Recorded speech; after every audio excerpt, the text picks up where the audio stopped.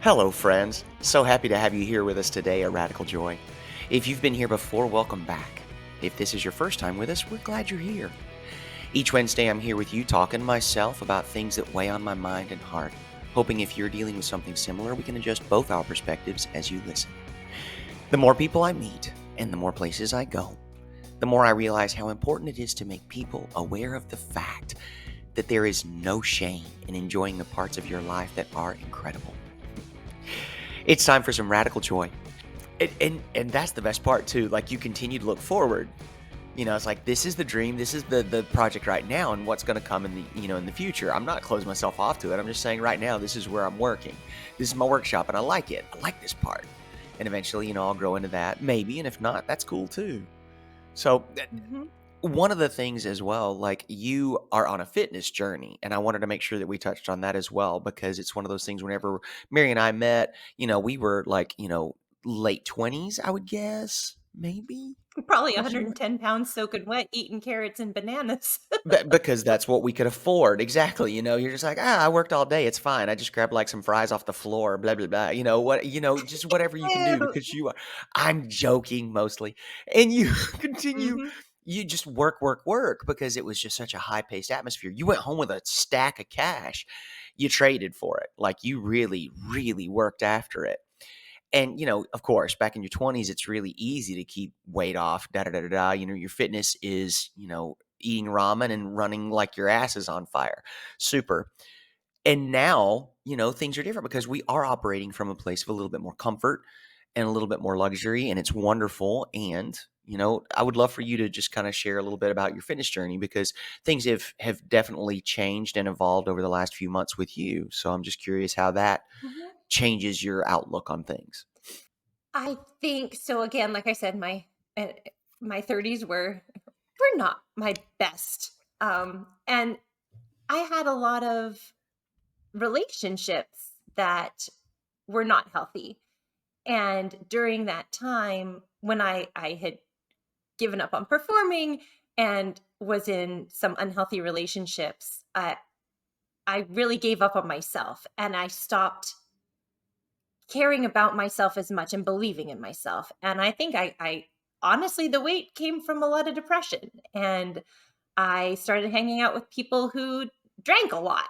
And that was, the way I covered up my inability to be home and be by myself was to go out every night and to, even if it's a couple drinks here, a couple drinks there, but if I'm doing this 4 or 5 nights a week, you know, I was not making healthy choices. Mhm. And it just kind of built up to the point where I was not making it was not healthy, and it was not healthy for me, and I looked in the mirror and I it got to this point where I didn't even recognize myself.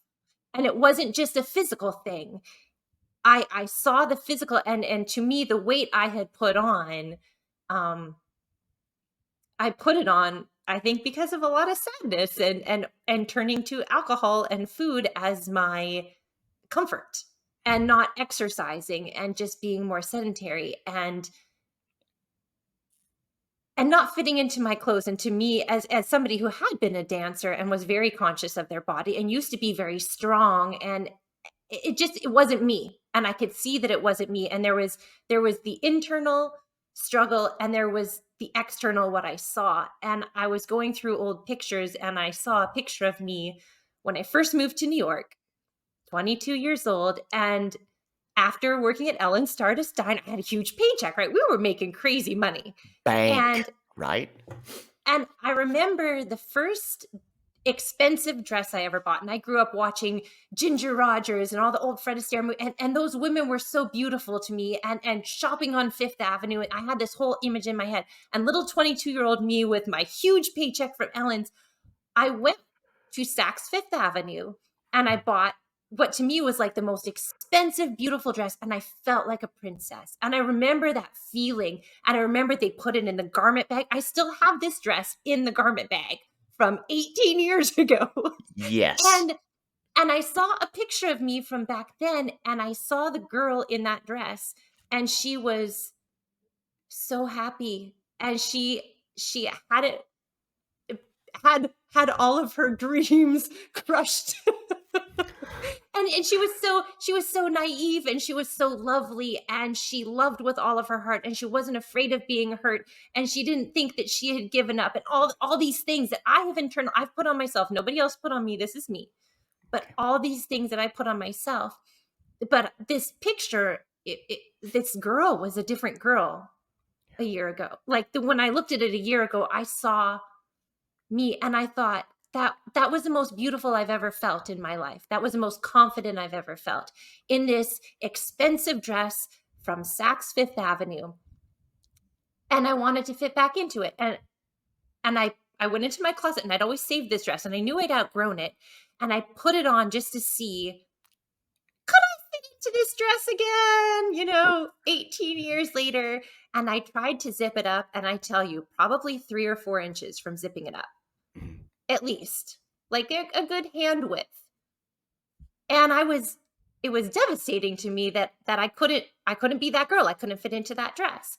And I started thinking about it. I'm like, well, I could lose a little bit of weight. And I told a few friends. And this is you got to be careful who you tell your dreams to. And well, you got so not to say, a lot of people, when I mentioned this to some friends, and I'm like, there's this dress, and if I could just fit back, like, I'm going to lose some weight, I got to fit back into this dress. The dress is like a size 2. Mhm. I'm, when I started this, I'm 39 years old, and my friends are all like, you're beautiful the way, buy a new dress. You have the money. Go get a new dress. Like, you're Right. beautiful. If you want to lose a few pounds, sure. You cannot expect to fit into a size 2 dress that you fit into when you were a dancer, when you were 22 years old, at 38 years old. Like, stop being ridiculous.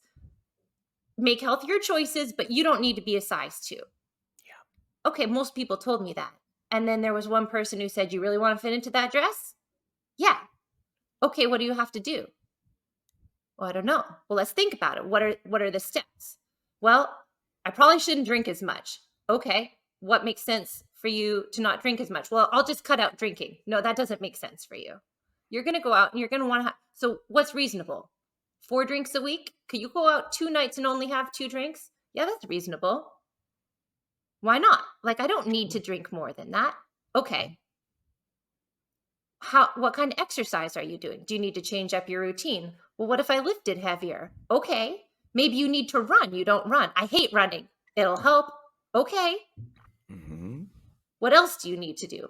Maybe I need to go to bed earlier. Well, you definitely need to drink more water. He's big Yep. on water. I don't drink water. I'm like, Okay. but can I make it tea? Tea's made with water, and coffee's Easy. made with water. And then I can put stuff in it. And he's like, no, it's not water. You need to drink Mm-mm. more water. Okay. Yep. Do you want to fit in the dress? Yes. Drink more water. Okay. And all it took was one person. And he's like, you could do this. And I'm like, I don't know. That's probably 34 pounds. That's like a 3-year-old. Mhm. Okay, do you want it? Yes. Do you know what you need to do now? Yes. Okay, let's do it. And I didn't believe it because so many people told me your metabolism has changed. You're Yeah. older, like you're fine, like you don't need that. Like you're Mhm. beautiful. Sure, okay. And I'm not saying I was unattractive. It wasn't about that. It was Exactly. not about that. Now, my reasoning for if I fit into this dress, I'll be the happy girl again. Also, there was more to it. I also had to Okay. work on the inside me. But Yes. the weight loss, keep on track. Um, it just took one person who Yeah. refused to give up on me. Oh. And I started and I'd lose a little bit of weight and I'd slip off the wagon and I'd lose a little more and I'd slip off but they were always there to pick me up. And I'm like, well, you know what? So I went from a size 10 to a size 8 and I'm like, oh, I can almost fit in size 6. I feel good. Like maybe I could just stop here. And he's like, do you fit in the dress? No. Didn't you want to fit in the dress? Yes. Do you still want to fit in the dress? Yes. Well, then you're not a size 6. Keep going. Yup. Okay. What's preventing you from doing this? Right. What's preventing me was I didn't believe in myself. I didn't believe I could do it. And I kept so when I would make these little goals, I'd be like, okay, cool. I'm good. I'm good. I did it. He's like, no, you didn't. You haven't hit the goal. Right. Keep going. Mhm. And I'd lose a little bit more and I lose a little bit more. And when the scale got under, when probably oversharing with the numbers, but it was like, so I went from 164 and I got under 140, which I haven't been in probably 8 years. And Okay. I never, in my mind, doing this, I didn't think I would see a 30 anywhere on the scale ever again. I knew I needed to be about 130 to 132 to fit in the dress. And as soon as it got under that number and I saw 139, I can do this. Yeah. I'm going to keep going. And even at that point, and I slipped again, and it was jazz festival, and all my friends came to town, and we drank all weekend. And I didn't drink 4 drinks. I drank 4 drinks a day for 3 days in a row, and I thought the world was over, and I ruined it, and I'm never going to fit in the dress. And he's like, okay, stop being dramatic. What do you need to do? Yep. Reset. You can do this. And I'm like, Mhm. I'm going to do it. By the time I turn 40, I am going to be that girl in the picture. And I kept going and I worked and I worked, and it was hard. It was not easy. I had to make sacrifices, Mhm. but it was something I said I wanted, and I wanted to hit my goal, and I wanted to prove to myself that I could do something and not give up. Because Yes. to me, I felt like so many things that had got me to the point where I was, to the sadness, to the depression, was because I gave up on myself. And Mhm. here was somebody who I had the support, who was not letting me give up on myself every time I tried, because I accepted that help. Mm. And I kept slipping and I kept slipping, and he kept lifting me up. And I kept slipping, it kept lifting me up. When everybody else, when I got to a size 6, people are like, oh, you don't need to lose any more weight. You're good. Like, you're skinny. You're losing your booty. This is Atlanta. Like, you don't want to lose any more weight. And I'm like, yes, I do. Yeah. This isn't about anything but me fitting into that dress, which is Amazing. seems very bizarre. But it was, to me, the representation that when I looked in the mirror, I could see her again. And on my 40th birthday 2 weeks ago, my sister came to town and we went to this big gala, and I zipped up the dress. I lost 34 pounds, and I had my sister here with me, and I felt beautiful for the first time in a long time. And I'm not just like, when I bought that dress, I was a skinny little dancer who didn't eat. Like, I ate carrot sticks and lettuce, and it was just about being skinny. Now, I lift heavy weights. I just went and bought new 25-pound dumbbells, because 10 pounds used to be my heavy, and now 25 is, and I'm sorry, and I have definition in my shoulder. So the girl I see in the mirror now is different. That other girl was young and naive and skinny and pretty and happy. And I see a different version of her now that I'm more proud of, because she did something hard and I did it. And even though I wanted to give up on myself a lot of times, because I had support and I allowed myself to be supported, which is something I wouldn't have done 2 or 3 years ago, I did it. And I zipped up the dress and I felt beautiful. And I like the way I look, and I like the person that I see in the mirror now is closer to that girl. She's definitely been bruised and scarred, and she's made a whole lot of mistakes. But I'm learning to forgive her. And it's not just, so there was that part of the work. There was the losing the weight and finding the girl, and the other part that I'm putting in the work for too. I had a lot of crappy things done to me, and I lost my confidence, and it's taken some therapy. Like, that's the other half. Mhm. So it there's the external that I am proud of, and I fit into that dress, and I feel beautiful, and I like the girl I see in the mirror, and I'm learning to like the girl I see inside, that I'm alone with when I'm not looking in the mirror, when I'm lying in bed at night. Am I okay with what I did today? Do I like that person? How can I do better tomorrow? How can I be more confident? How can I be more supportive of others? How can I be more mindful? That's a big thing I'm thinking of, because when you're independent, you only think about you. Yeah. You know, it's very, I just worried about me because nobody else worries about me. So I only have to worry about me. And that was my mode of thinking. And that Mhm. pushes a lot of people away. Yeah. And again, you're left in that lonely place. So I am happy with my external. I am working on my internal. And that's Amazing. that's harder. It's so Yeah. much harder. Agree. Oh my But God. but I have people who are supporting that journey too. Hmm. I just know that if I have those kinds of people who believe in me, I mean, I'm set up for success. Yep. I The know what I structure's in need to place. do. Yeah. Oh, that's amazing. God, yeah. Okay. uh, In working on the interior, I am not picking at you. I just want to make sure that if there's something that you're doing, like, do you actually go to therapy? Do you see a professional? Do you journal? Like, for these kinds of things, do you meditate? What are some of your, I guess, activities? It would be the most inclusive word I could come up with as far as, like, working on yourself. Is outside help, friends? A little bit of everything. Hmm. Um, I think I used to strictly rely on friends, but sometimes friends just tell you what they think you want to hear. And there's nothing wrong with that. Yeah. There's a kindness in that because they think they're helping you when, a girlfriend tells you, oh, that guy was crap, like move on, blah, blah, blah. But they don't help you realize maybe what went wrong. Maybe you were part of the problem, but your Yeah. friends don't want you to believe you're part of the problem if you're already hurting. So friends are good for certain things, and I've learned the things my friends are good for and which friends are good for which things. Right.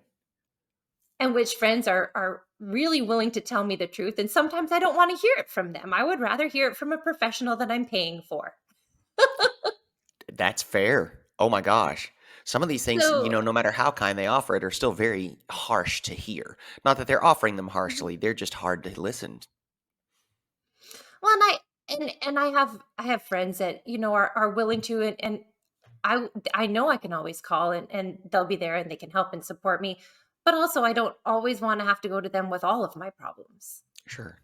Yeah. So I use that definitely, and I appreciate that. But sometimes I think it's like there are people who are professionals. This is what they're paid to do.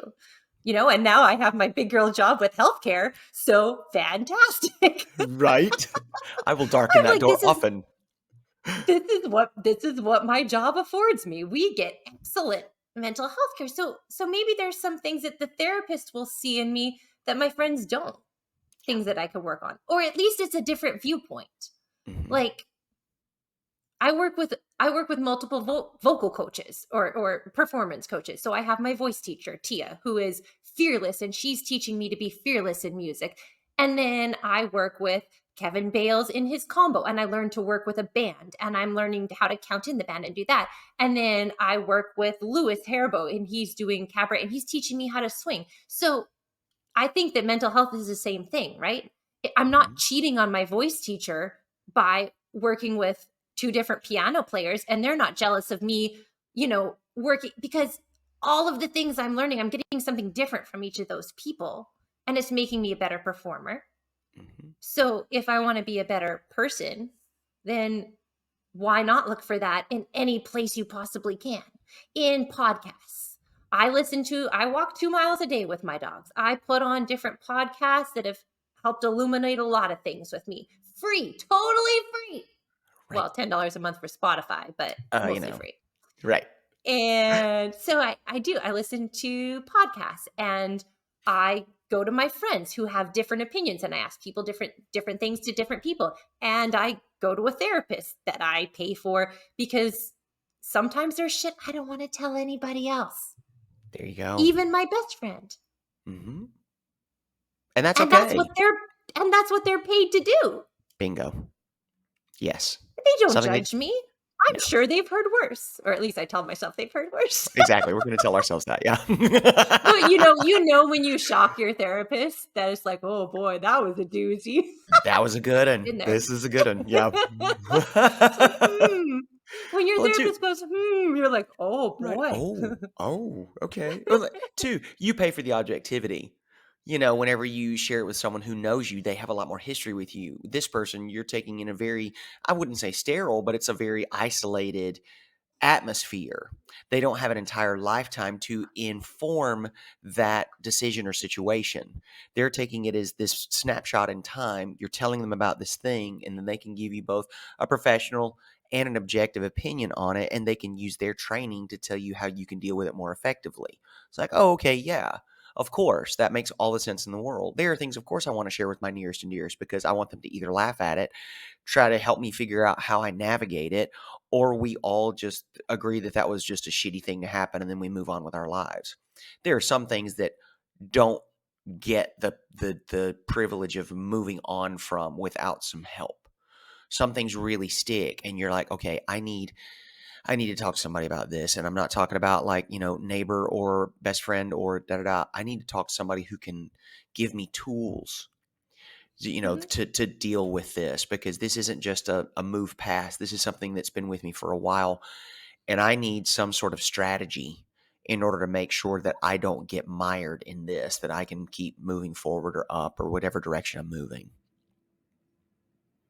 So, I did try your journaling. I know that you do that. I know you I write a lot. do. I love And it. there It was makes me very I happy. had I had I had one situation this year. Oh, it was a doozy. I was definitely not the best version of me. And it was suggested to me, "Why don't you need to figure this out. Like, why did you do that?" Oh, I don't know. Maybe write it down. See if you can figure this out. I got myself a book. I got myself the pens. I sat. It was it was manic. It was it was overwhelming for me. I see the power of it, and it's been so scary. So that night I sat down, I'm like, "Why did I do this?" Blah, blah, blah, and it started, like, all the different colors and the pens and the lines, and I felt like I'm solving this FBI mystery of why did I behave this way that's not me? Why or is it? And if it is, why is this me? Like, why did I do that? Where Yeah. did that come from? And it went down, well, what because of this, because of this, because of this, and it's all these strings and webs, and it's coming out on these pages. And I think I wrote 16 pages that night. Oh I don't my remember the gosh. last time I wrote anything. And I Right. just sat there and I went and I went and I went and I was able to look back and I go, oh boy, there's so much more unraveling that it did. And it was scary. It was so vulnerable because I wasn't talking to anybody, but I was Hmm. putting it on paper and I could see it and I could go back and I can make more lines and more. Oh, that was I'll be honest, there have been a couple things that have come up and I'm like, I should go back to that notebook that I hid in the bottom of my drawer that, my in case of emergency has been told, "If anything happens to me, destroy this dresser Burn that before book. my Yeah. parents get to it." Some But people have browser histories. Yeah. there's a few things, my anyway, but, so I've been nervous to go back to it, and I do when I think about you, I think about that. I'm like, oh, here's an issue that's weighing on me, and it's maybe you need to hold me accountable for this one. I've been scared to go back to the book. It's so Okay. weird. This book, I know where it is. I know which Hmm. drawer it's in. It's hidden under a bunch of stuff. But so much stuff came out that night that scared me. Again, it was stuff that scared me enough to go talk to my therapist about it and say, Wonderful. "Look, I've got all these pages." And she's like, "Oh boy. Like let's start at the beginning." Right. It's a lot. That's a lot of unpacking. Um I don't know. I've been nervous to go back to it cuz so much came out. That's fair. It's funny. People ask me what goes in my journal, and it's so rarely. I love and am just a little envious of the fact that you were able to stay on your subject, your topic, because my journals are mostly just like little snippets of things that are sort of like free radicals in my brain that will turn into cancer if I let them keep bouncing around. So what I try to do is just like remove them and trap them on the Mhm. page. Whereas yours was like this web of almost overwhelm that you got out so at least you could look at it.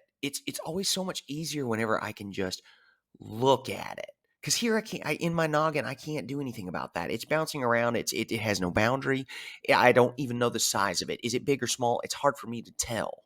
Whenever I put it on a page, I'm like, "Oh, that's absolutely handleable." Or I should probably take this to some of my nearest and dearest, my most trusted, because I don't know that I can handle this alone situation.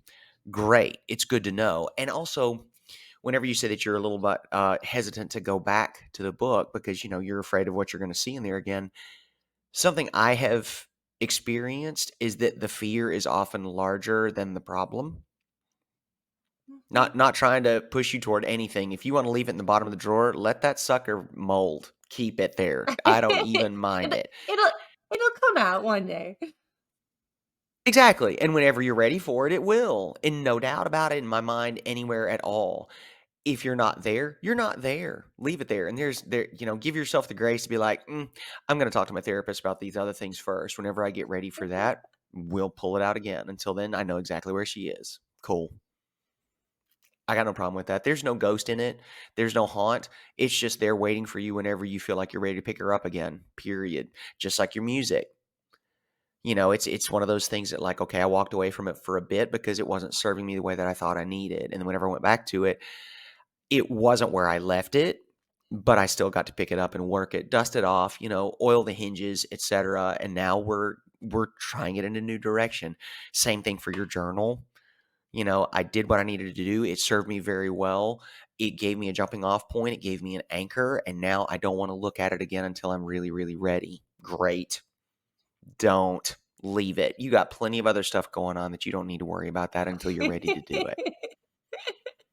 If you need permission, boom, granted. Super. Leave that sucker underneath your socks. Done. Next. Yeah. It is, And it's powerful. it is. And that's why I continue to do it. And mine, I never look back at them. I couldn't read them if I tried. My scrawl is so terrible in my journal, it's embarrassing. Whenever I write postcards or letters or anything, I always use block capitals because that's the only way anybody could ever read what I write. In my journals, it's always cursive. And it's never anything. It's the sole purpose of that is to get the unhappy or like melancholy or any number of darker emotion words and ideas out of my head, trap them on a page, and then I just destroy it. When it fills up, it's beautiful. It's multicolored because whenever one cartridge runs out, I always pick a different color. So whenever you flip through the pages, it changes color, just like my life continues to change. And then whenever that last page is full, it goes away. I destroy it because that holds some of my least favorite things about my personality or about the way that I handle myself or situations. And then that way I've learned, I've chronicled, and then I've destroyed in an effort to hopefully move forward from it. Great. People ask me like, what do you write in there? It's like nothing I'm ever going to tell anybody else Well, you know what you ever. said that just made me feel, like, a little more comfortable? I'm like, "Oh, I could just burn this. I could get it Mm-hmm. out." I guess I never thought of it that way. 100%. You Like, just absolutely get it can. out and then be like, Sure. "Whew, I'm glad I got rid of that." And then take it in the fire pit Exactly. backyard and burn it. A Okay, I've hundred cleansed percent. Make a myself of ceremony that. out of it. Sure. I do that a I never lot. thought of that. Sometimes whenever it needs like really important, I will absolutely Uh-huh. burn it. I'll just destroy it. And then for some of these things that are just like my life is bigger than any of these small thoughts or feelings that I had. I am larger than this. I don't even give it the time of day. I literally just throw it in trash can and walk away from it. It's like done. You're not even important enough to make a ceremony. I'm walking away from all of these small feelings and I'm going towards larger. And that's what we do because we're always growing, evolving, and trying to be better versions of who we were yesterday, today. I like that. Alright, maybe I'll go back to that book. Okay, My puppies. great. You've inspired me, James. You always inspire me. Oh, thank you. Well, it's just one of those things too. I never want you to be afraid of the book. Those feelings are, we work through them. We talk with our best about it, Mhm. whether that's our therapist or our friends or whatever support system and what we can't. E- I can't be afraid of my feelings. They're me as much as anything else. I was like, okay, that's part of That's me. It's a something I've darker had to side of learn this me, year too. Yeah, right? I usually just would hide them. It was easier. It tell me the truth, why don't you? Yeah. But We now weren't I'm made to working live on easy expressing lives. them. Mhm. Yeah. No, it's important because we never know who we're impacting. Like you just never know who's watching your life for the things that you're doing to be, better. That we influence others. I don't like to think about it necessarily all the time because it seems just a little bit on the conceited side. And I still want to do it because just in case someone is watching, great. Let's live our lives. If I can't live it for me better, let me live it for others better. Because some days Mhm. I just can't. So I'm sorry. You were about to tell me about your puppies because I love your Oh, puppies. they are so sweet. Yes. Oh, I have so I got Etta James, my first dog, Etta James. I'd never had a pet before. And I had just I guess I'd graduated college maybe the year before.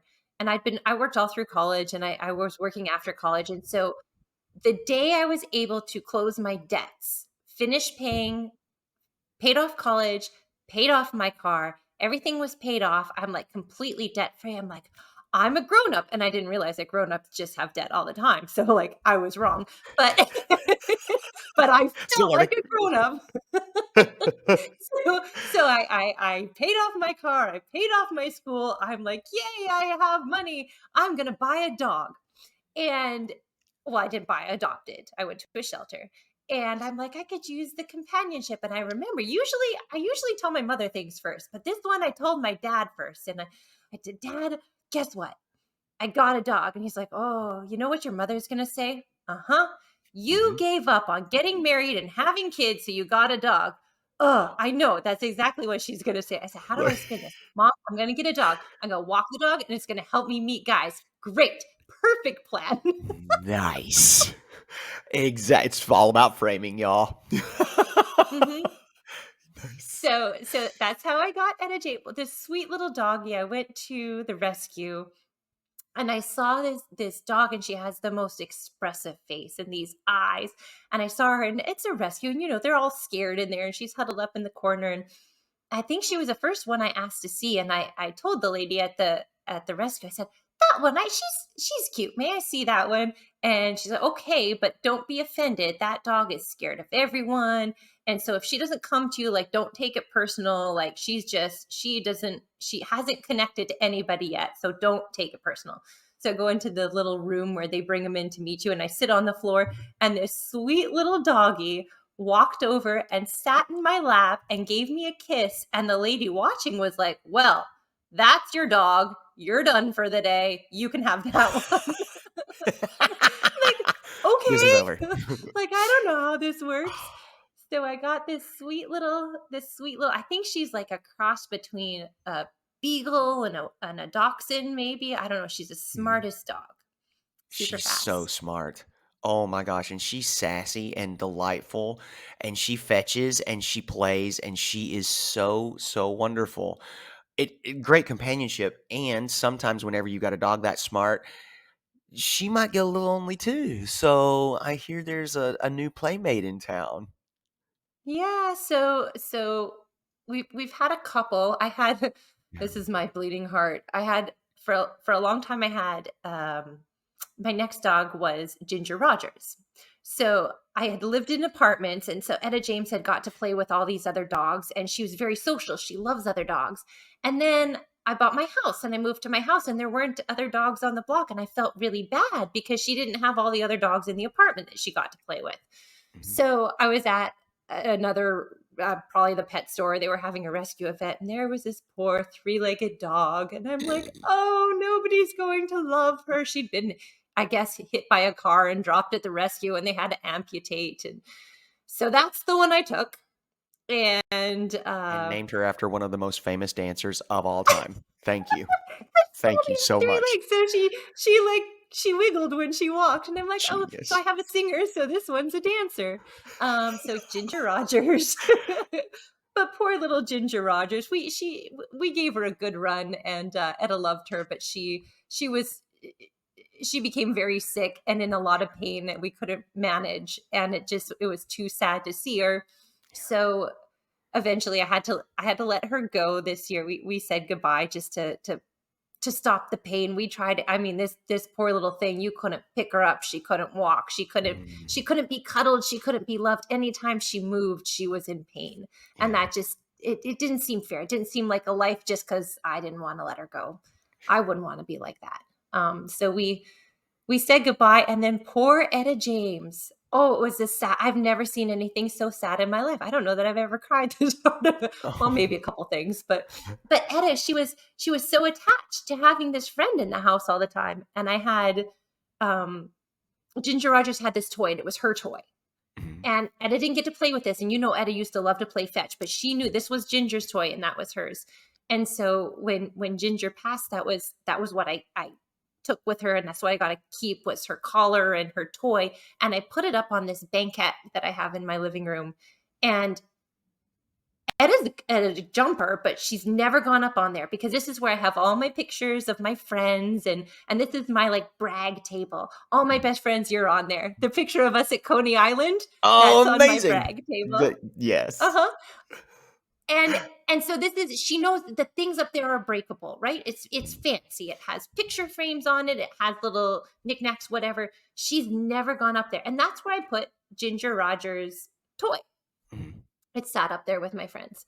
And I came home from work maybe a week after we'd said goodbye to Ginger, and there's grass on the runner of the banquette. I'm like, on earth did grass get up? Like, why is there grass on the floor? You'd expect grass up here. Like, Sure. how did this happen? And I've noticed that over the last few days, Etta James had figured out how to get up there. She'd use like a couple different things to hop onto the different crates and get up there. And she was so careful about it because the pictures weren't out of place, but she got up there and she just sat next to her sister's toy. Mhm. And that broke my heart. I thought, "Oh, she misses her. She's so lonely." Like I was devastated. And then to see my dog so sad, and I did what Mary does and rushed into something else. I projected on Etta James that she was lonely, and that meant that she needed another dog. Mhm. So I justified to myself, Etta James is lonely. I'm just going to get another dog. That'll fix everything. I won't Right. be sad because I won't miss Ginger Rogers. Etta James will have a new playmate. There is a moral to this story. I got another dog and she's beautiful and she's wonderful. Zsa Zsa Gabor. She Of is the course. sweetest little old lady. she's she's another rescue. She was dropped off. I got this little poodle. I go to the rescue, and there was this dog. She was surrendered. She had an older owner who was unable to take care of her. So this dog was like huge, matted. Just hadn't the woman hadn't been able to take care of her, so they had to shave her all down, and she looked like this homely little chihuahua. And I had no idea what I was getting. And she was so pitiful looking. Of course, that's the one that I want because I project onto everything. And so I took this pitiful looking poodle and I brought her home to be like, here, Etta James, everything is better. Yeah. And it wasn't. And they've learned to get along, but Mhm. they are not like Etta James and Ginger Rogers was. Yeah. And I feel like I have done this. And again, maybe I'm projecting and making up. Maybe they're just dogs. I don't know. Maybe I make them more human than they are, but I think they are humans. And um, I didn't allow Etta James to grieve. Oh, And okay. I don't know if that's what this was because Etta James really loved Ginger Rogers. The two of Mhm. them were inseparable. Even though Ginger couldn't run and play with her, Etta knew that, and she would still go sit with her. She'd play, she'd bring her the toy. And because I felt bad seeing Etta feeling bad and I felt bad, my response was, well, let's just get another one. Yeah. Because even at that time, even back, gosh, this was in January. This was one of the things that was in my book of why did I do what you know, I am so uncomfortable with sadness. Yeah.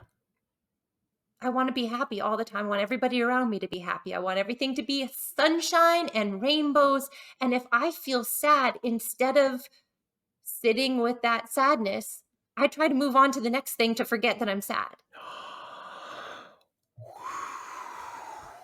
And I feel like that's what I did to Etta James. And I Yeah. don't feel like that was fair.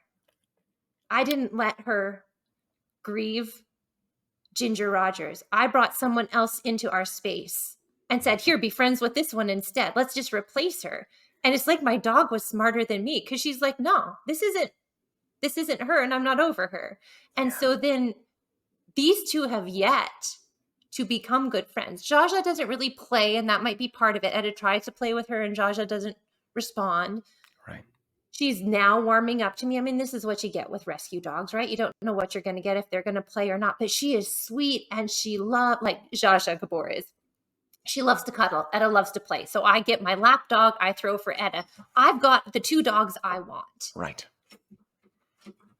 But I didn't let Etta James grieve her sister. Yeah. And I didn't really grieve her either. I just covered it up like I do with a lot of things. Because I didn't want to feel the sadness. And then I did that again in my life in other areas. And it didn't work. And eventually I kind of realized I saw the pattern. This is what's happening. I don't want to be sad.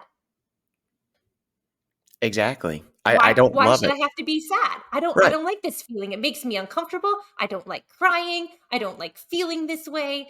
So let's just go to the bar and have a drink and forget about it. Mm-hmm. Well, that's what got me to the place where I didn't like how I looked or how I felt. So maybe the things I was doing to cover it up weren't healthy. And maybe I need to look at those and kind of explore them instead of just trying to figure out a way to slap a bandage on the top. Right? Wow, you So are so up in my business right now. I do not appreciate it. But I do. But I don't. But I do. It's I just love like, you, James. I know, sweetheart, and I love you too. And the reflection that you are throwing right now is like, growth is uncomfortable. It hurts. It sucks. It does. Yeah, This is something I've been saying a officially. lot lately. The more I grow, and I know that I'm becoming a better person. Yep. I'm becoming a stronger person. Mhm. And the process is painful.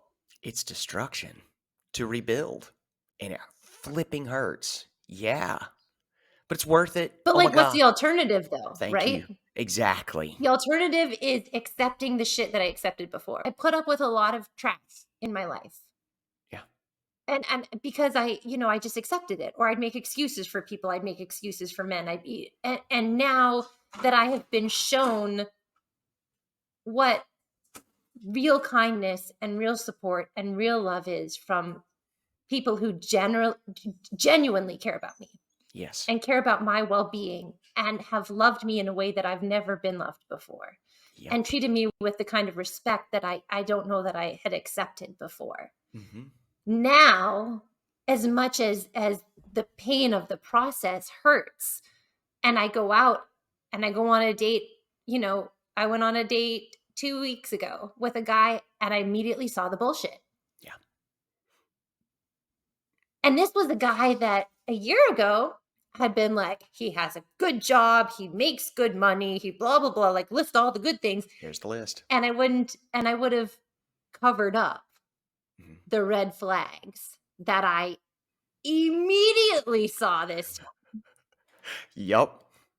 And instead of allowing him to continue in my presence and my date, and I've got all dressed up and done my hair, my makeup, and that takes time, and you don't want to like just it's a Friday night and this was my plans, and I'm at the bar and I'm like, this is not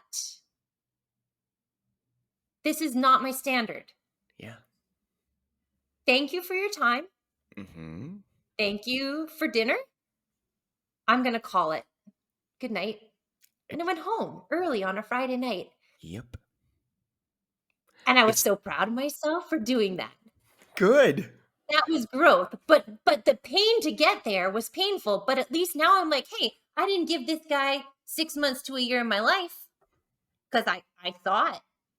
So I've learned all the pain that I've been through has put me in a better position to accept a higher quality of person in my And life. expect it, and not to suffer any less.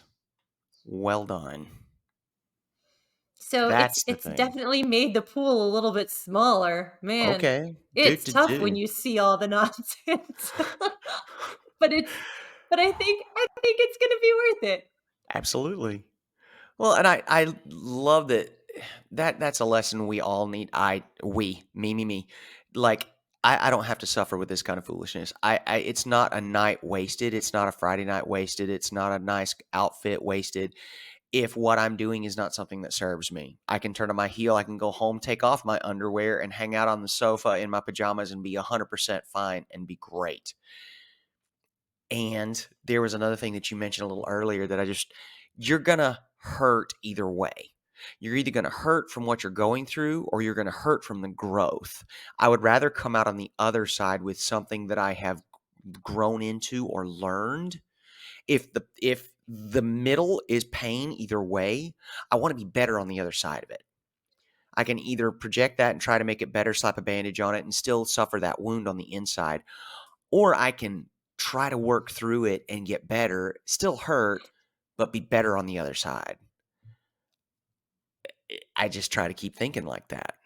And I love the way that you're like, yeah, just do it. Do the thing.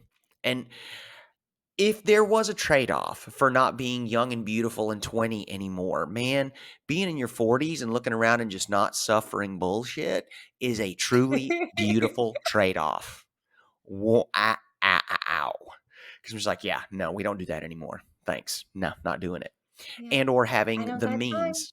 Yeah, it's worth it. I don't know how much time I've got. And that's I want to put a scarcity on that. I want to make sure that I treat that as valuable because it is. And I want to make sure that I move through my life in such a manner that people know that my time is valuable. So if I'm spending it with you, you are also valuable. I don't just squander it. I love it. It feels great. Mary, you're just the best. Thank you so much for coming on the show. The only thing that I regret about this is so James and I have been truly good friends, and it's funny, I thought about this, even my therapist thinks it's very difficult for men and women to have a platonic relationship. Yeah. And I've known you for 18 years, and I think about you, and I'm like, James, we've always been just good friends. Yeah. I could say that with all honesty that we've never crossed any lines, and it's just so I'm like, "Oh, yeah, Miss Therapist, you don't know James." So Well, it's pretty just anyway, that was a total sidebar, but the thing uh, this is so funny about being here is because I was gonna say I wanted to preface this comment, you give the best hugs, and as fun as this is, it's like I love a hug from James because there's some stat about like how long you have to be in a hug before it works. right. Like like a 2-second hug is like a hey, no, it might as well be a handshake. Yeah. But like I don't know if it's 6 seconds or 8 seconds or 12 seconds. I don't remember what the research is, but they've researched this. Like how long do you need to hug somebody before everything melts? And you're like, and Yep. I Yep. feel like in a very platonic friendship way. I Mhm. miss those hugs from you so much, James, because you give me the right length of hug that makes everything better. Thank you. Thank you for that. That is so kind. I love to give them. I do. The pandemic made me really weird about that kind of stuff, and I hate saying it, Mhm, but you never know how people feel about it nowadays. Like I made friends with this enormous dude that lives in this building where we are here in Australia. He just happened to be standing on the street whenever I was throwing away all the mail that was in the mailbox from the last time that we were here. And huge dude. And he stuck his hand out to shake it because he and I had coffee yesterday, and I pulled him up out of his chair and hugged him. It's like hugging a rock. The guy's just enormous. But I'm like, yeah, that's just how we do business around here because I'm sick of being standoffish. Of course, I always want to be respectful. Yes. mhm. There's something so much more about communicating who I am to the people in my life, whether I've known them for as long as I've known you or people that I've just met living in the building here in Sydney. It's like a fingerprint. It's like what I want. It's very much my signature on this Mhm. relationship. And I want to make sure the people in my life who are as important as you are, who have been around as long as you have, know that. Like there's that initial because first you're hugging back and then you start to sort of like just kind of squish into it. And then you're like, yeah, that's the good stuff. That right there. And I feel my friend back. It's that connection. it is. It is 100% that, because in today's, technology and this, that, and the other, we think we're connected. It gives the impression of connection, but there's a very different feeling between a recording like this, where I get to see your beautiful face, and being in the room with you so that I can hold you until you melt into that friendship hug. And I'm like, yeah, that this is what we've built over the last, yeah, 18 years. We've been through so much together. so I mean, much. like, roller coasters at Coney Island. James, we cooked shark together. I mean, Cooked everything. shark. It was delicious too, by the It was way. You so did a good, so fantastic good. job on that. Oh my Amazing. god. On the grill we had to build the grill in Had to order to build a cook grill. the shark. We had to soak the shark in milk so it wouldn't, like, Uh-huh. kill us, or, like, you have to soak shark, Yeah, that I something I don't read online. Sharks have a tendency to the meat is saturated with the urine Mhm. whenever they are filleted or something like that, or whenever they're slaughtered, however I the word think we they wanna use, just, like, pee through their skin. Like, I pee think through their that's what it skin. was. Yeah. That's what it was, and you have to soak it out with milk. So we got milk as well as the shark meat to make sure that it wouldn't taste like shark Well, no, piss whenever we ate it. it draws out the uric acid. I think Right. that's what the internet article said. I And think we did it thank you right. for being our So science. I'll be like, "We soaked in milk, make sure we didn't drink shark yeah, we piss, because do. that's not what we're." Basically it. No, but Yeah. it's like it broke down, and if you don't do that, then there's still uric acid in the meat. Right. But it's like, first of all, guys, shark. It, I, I, I mean, we got this from a farmer's market, like an Asian grocer that sells all sorts of weird and wonderful seafood that you never know. So I mean, good. I would hope. I've never done the research. Watch somebody tell us that shark's endangered or something. We shouldn't have eaten it, and then we're going to get in big Oof. trouble. Maybe edit this part, but Then I they don't shouldn't know. have been selling It was it. right? Yeah. It was so cheap that we're like, "This can't Yeah. possibly be good." So we bought something else to eat just in case, and then we cooked it, and it was the most delicious. It was so It was tender. It so was good. like eating a Chilean sea bass, only it cost It $3. Like, It what? was so good. And It was two, so good. let's go ahead and give credit where it's due. Like, Mary's fantastic in the kitchen, okay? It's So, true. yeah. Yeah, thank you. Exactly. Own I'm that like, it's awesome. something I I'm very love it. proud of. I'm definitely little Susie homemaker. Amazing. And also a boss babe, make no mistake. She is a Uh-huh. multifaceted gem, and I love being in her company because she's always got something amazing to say and share. Well, clearly, because we've just spent an hour and a half talking, and I have loved every single second. Mary, thank you so, so much for agreeing to come and be with us here on Radical Joy. This has been a wonderful time. It really has. We've relived some good memories. And I can't wait to make Agreed. more with you. I feel like you're Please and that thank you. lifelong friend that, man, let's do this again in another 18 years. Ar- Yes, but preferably in the same room, and maybe over one of those cocktails that we only get like 1 to 4 of per week because we're watching our Yeah. fitness. Uh-huh. Fantastic. The bottom line is, use your words, friends. Thank you for joining us again in this moment of radical joy. If this is your first time, we're so happy you're here. Take a moment to check out our archive, see if there's something else that fires you up, rekindles the joy in you. And hey, spread the word if you enjoyed it. We welcome reviews and messages. Let me know what you want to talk about. I rarely run out of things to say. So if there's something on your mind or heart, I want to hear from you. Don't forget, there is no shame in joy. I am not a therapist or a medical professional.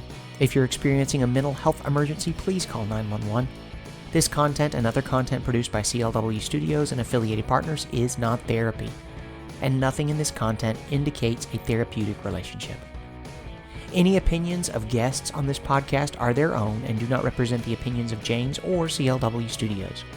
Please consult with your therapist or seek one in your area if you're experiencing mental health symptoms. Anything in this podcast is for educational and entertainment purposes only. Learn more about James and CLW Studios. Follow the link in the show notes. Don't forget to leave a review, and hey, we'll send you a sticker. Just send a screenshot and let us know where you want it sent. Have a great week, and we will see you next Wednesday for another dose of radical joy. Love y'all.